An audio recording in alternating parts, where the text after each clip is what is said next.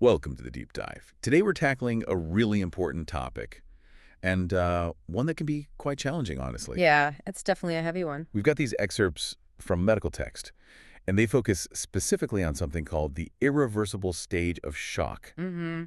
So our goal here is to unpack what that stage means medically, obviously, but Mm-hmm. also, and this is so crucial, what it signifies for the patient, for their families. Absolutely. And how the healthcare teams actually navigate such an incredibly sensitive, often heartbreaking time. It's a really tough situation all around. It really is. So, okay, let's start maybe with the hard medical facts.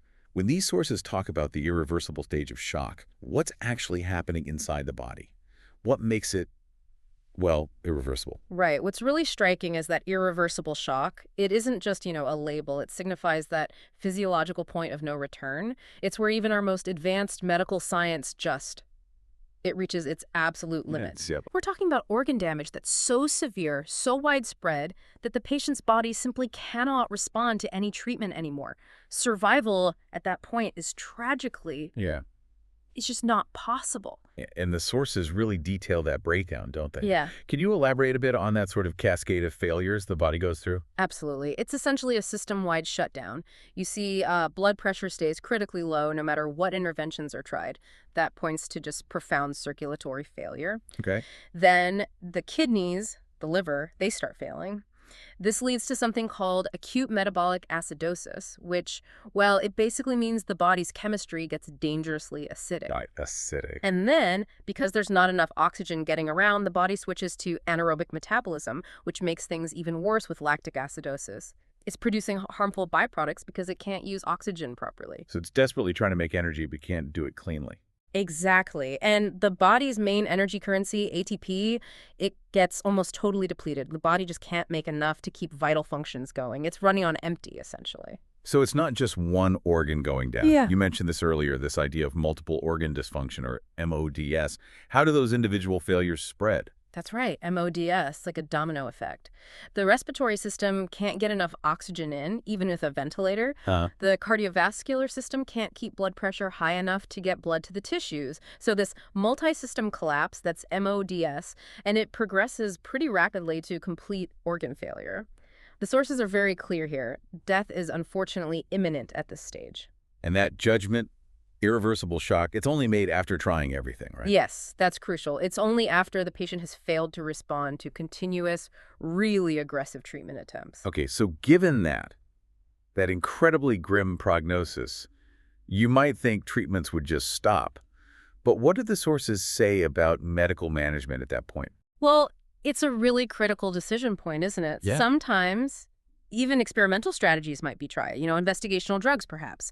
It might be driven by a sliver of hope for some outlier outcome, or maybe just because there aren't other immediate options left. A last resort, almost. Kind of, but it's a very delicate balance.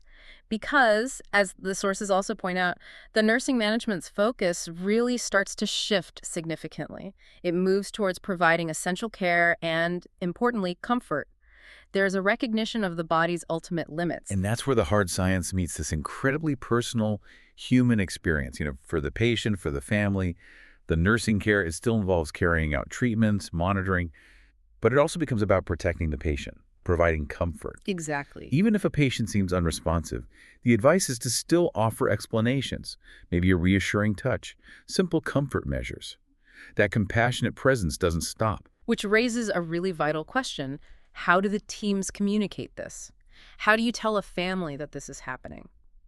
The sources really emphasize this as it becomes clear the patient won't survive. Families need clear information delivered with, immense empathy. Immense empathy. It's so important to give them opportunities to see, to touch, to talk to their loved one, and to bring in others for support, like close friends or perhaps spiritual advisors. You mentioned earlier that key phrase, after failing to respond to aggressive treatment.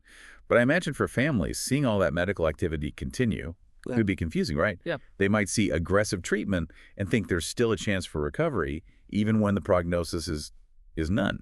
That's precisely the disconnect that needs careful handling. Communication is absolutely paramount here. Having conferences, bringing the whole healthcare team and the family together, that's essential to try and bridge that understanding gap. Makes sense. And engaging palliative care specialists can be incredibly helpful. They can help shape a care plan focused purely on comfort, symptom management, and help families navigate those unbelievably difficult end-of-life decisions. So explaining that the machines are now for comfort, not cure. Exactly, Well, making that clear. And encouraging families to voice their feelings, their views on life support measures. Sometimes, ethics committees even get involved to help sort through these complex situations. So wrapping this up, what does this all mean for you listening? I think a profound takeaway from these sources is how the irreversible stage of shock isn't just a medical diagnosis. It's really this complex interplay of physiological breakdown, intense medical effort, but also deeply compassionate human care. Right. It's a stage where that intense activity, which usually signals hope, subtly shifts its meaning, Right. becoming more about providing a dignified presence and comfort. And what's really highlighted here is how that deep medical understanding has to intersect with communication, with empathy. That human connection becomes central. Which leads us to a final thought for you. In a world where medicine is always pushing boundaries, always advancing, how does acknowledging the body's absolute limits, like we see in Irreversible Shark, maybe redefine how we understand what providing care truly means?